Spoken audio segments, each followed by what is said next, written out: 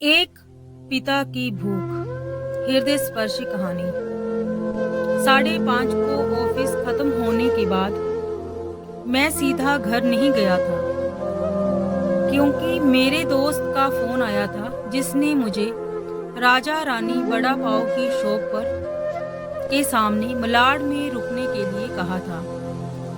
उसे कुछ शॉपिंग करनी थी, इसीलिए उसने कहा था तुम रुकना, साथ में जाएंगे। हम दोनों हमेशा एक साथ ही शॉपिंग करने जाते थे। उस शॉप के पास पार्किंग के लिए पैरेलली कुछ लोहे के एंगल्स लगाए हुए थे। मैं उन्हीं पर चढ़कर बैठ गया और अपने दोस्त का इंतजार करने लगा। एक 70 से 72 साल का बुजुर्ग आदमी, आंखों पर मोटे कांच वाले चश्मे, मैली धोती और कुर्ता पहने मेरे पास आया। क्योंकि मैं लोहे के एंगल्स पर 3-4 फीट ऊंचाई पर बैठा था, उसने मेरे घुटनों को छुआ और बोला, बेटा एक बड़ा पाव खरीद कर दे दोगे तो बहुत अच्छा होगा, बहुत ज्यादा भूख लगी है। मैंने जब उस बूढ़े आदमी की तरफ देखा तो वह मुझे रोजाना दिख रहे भिखारियों में से नहीं लगे। उन्हें देखकर ऐसा भी नहीं लग रहा था कि वह हर दिन भीख मांगते होंगे।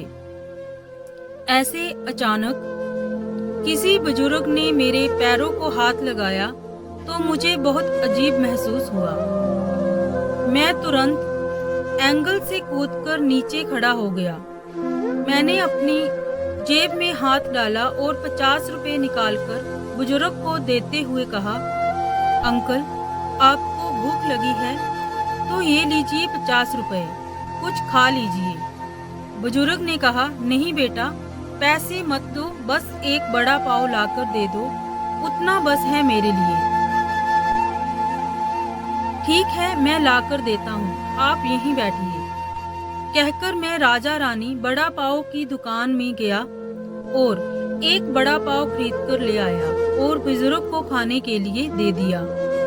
बुजुर्ग नीचे बैठकर बड़ा पाव खाने लगे। मेरी तरफ देखकर वह बोले, ऊपर मत बैठो बेटा, गिर जाओगे, यहाँ बैठो मेरे पास। कोई साथ बैठेगा तो मैं भी अच्छे से 2 निवाले खा लूंगा। मैं उनका कहना टाल नहीं पाया और उनके साथ ही बैठ गया। फिर मैंने ऐसे ही उनसे सवाल करने शुरू किए कि अंकल आप कहाँ से आए हैं, आपने जाना कहाँ है और आप यहाँ पे किससे मिलने आए हैं, वगैरह वगैरह। मैं नागपुर से आया हूँ बेटा, एक छोटे से गांव में रहता हूँ। यहाँ मुंबई में मेरा तुम्हारी उम्र जितना एक बेटा रहता है, एक बड़ी कंपनी में इंजीनियर है, उससे मिलने आया हूँ। 2 साल पहले उसने अपनी पसंद की लड़की से शादी कर ली। बहू पढ़ी लिखी है तो नए विचारों वाली है। उसे सास ससुर जानी हम पति पत्नी के साथ रहना अच्छा नहीं लगता, क्योंकि वो हमें गंवार समझती है, इसीलिए हमारे साथ नहीं रहती। इसीलिए बेटा अब अलग रहता है, यही मुंबई में 2 सालों से। परसों मेरे इस मोबाइल पर उसका फोन आया था, कह रहा था अमेरिका में नौकरी मिली है उसे, बीवी को लेकर जा रहा है अमेरिका। 10 साल के लिए यहाँ मुंबई में था तो 6 महीने में एक बार आता था हम बूढ़ा बूढ़ी को मिलने के लिए। अब इतनी दूर प्रदेश जा रहा है, एक बार मिलने के लिए आओ बोला तो अब समय नहीं बचा है, परसों फ्लाइट में बैठकर जाना है कहता है। अब 10 साल के लिए जा रहा है, पता नहीं बेटा तब तक हम जिएंगे या मरेंगे। इसीलिए सोचा खुद ही जाकर उसे मिल लेता हूँ। कल शाम से एयरपोर्ट को ढूंढ रहा हूँ, लेकिन यहाँ के लोग कहते हैं कि यहाँ एयरपोर्ट है ही नहीं। बुजुर्ग ने एड्रेस वाली चिट्ठी मेरे हाथ में देते हुए कहा।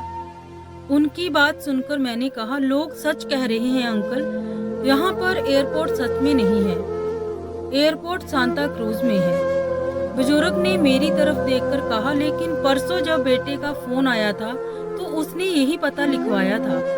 मुझे लगता है ये फोन भी खराब हो गया है, फोन ही नहीं आ रहा मेरे बेटे का। मैंने बताया था उसको कि मैं उससे मिलने आ रहा हूँ मुंबई। कहते हुए बुजुर्ग ने मोबाइल मुझे देखने के लिए दिया। अब मेरे एक हाथ में चिट्ठी और एक हाथ में मोबाइल था। मैंने मोबाइल का बटन दबाकर देखा तो मैंने देखा कि मोबाइल अच्छे से चल रहा है और मोबाइल में नेटवर्क भी पूरी तरह से आ रहा था। मैंने उनसे पूछा, आपने अपने बेटे को फोन नहीं लगाया अंकल? मुझे कहाँ लगाना आता है फोन बेटा, कोई फोन करता है तो उठा लेता हूँ। उन्होंने कहा, मैंने रिसीव्ड कॉल में जाकर आखिरी आए नंबर पर कॉल किया। 2 रिंग्स बजने के बाद कॉल कट कर दिया गया। फिर मैंने एड्रेस की चिट्ठी खोलकर देखी, उसमें जहां हम बैठे थे वहीं का एड्रेस था, यानी कि जानबूझकर गलत एड्रेस दिया गया था। मैं समझ चुका था कि गलत पता देकर लड़का अपने माँ बाप को टाल रहा था और वह उनका फोन भी नहीं उठा रहा था। मुझे ये भी मालूम पड़ चुका था जिस प्लेन में उनका बेटा सवार हो चुका था वह प्लेन कभी भी उसके माँ बाप की दिशा में उड़ने वाला नहीं था। तब तक मेरा दोस्त वहां आ गया और बोला, चलो शॉपिंग करने चलते हैं। मैंने उसे 2 मिनट रुकने के लिए कहा और मैं बुजुर्ग की तरफ देखकर सोच में पड़ गया। मैं समझ नहीं पा रहा था कि अपने बेटे की तरफ से होने वाली धोखेबाजी को ये बुजुर्ग समझ नहीं पा रहे थे या फिर खुद का बच्चा उनके साथ ऐसा व्यवहार कर सकता है, ये वो स्वीकार नहीं कर पा रहे थे। मैं बुजुर्ग से बोला, अब तक तो आपका बेटा जिस प्लेन में बैठा है वह उड़ चुका होगा अंकल। मुझे नहीं लगता कि अब आपकी उससे मुलाकात हो पाएगी। इसीलिए अच्छा होगा कि आप घर वापस लौट जाएं, क्योंकि आंटी जी भी तो आपका घर में इंतजार करती होगी।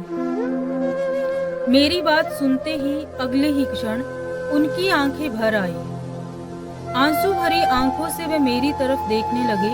घर जाने के लिए भाड़े के पैसे देते हुए मैंने उनके हाथों पर हाथ रखकर पूछा, अंकल मैं कब से आपके हाथों में ये डिब्बा देख रहा हूँ, क्या है इस डिब्बे में? अंकल ने कहा, मोतीचूर के लड्डू हैं मेरे बेटे के लिए, उसकी पसंद के। उसकी माँ ने भेजे हैं खुद बनाकर। किसी खंजर से मेरे दिल को चीरकर मेरे अंतःकरण को लहूलुहान कर दिया हो, ऐसी मेरी हालत हो गई। मैं निशब्द होकर बुजुर्ग की तरफ देखता रहा और वहीं बैठा रहा। ये भाई चलना, देर हो रही है, मेरे दोस्त की आवाज कानों में पड़ी तो मैं होश में आया और ऐसे ही उस भीड़ में उसके पीछे पीछे चलने लगा। घर पहुंचकर आधी रात तक मैं सो नहीं पाया। रह रहकर एक ही सवाल मेरे मन में उठ रहा था। एक बड़ा पाव की भीख मांगने वाला बेचारा आदमी भूख से बेहाल होने के बावजूद भी अपने साथ लाए उस मोतीचूर के लड्डुओं में से एक लड्डू खुद नहीं खा सकता था क्या? अपने बेटे से इतना प्यार। तो होप सो आपको ये कहानी अच्छी लगी होगी। ये दिल छू देने वाली कहानी आपको अच्छी लगी है, इसीलिए आपने इस कहानी को पूरा पढ़ा और सुना। इस कहानी के बारे में अपनी राय कमेंट बॉक्स में जाकर जरूर लिखें, ताकि मुझे आपकी क्या सोच है इसके बारे में पता चले। और YouTube पर जाकर आप मेरे चैनल विप्लव वॉइस को सब्सक्राइब भी कर सकते हैं ऐसी ही कहानियों को सुनने और पढ़ने के लिए। धन्यवाद।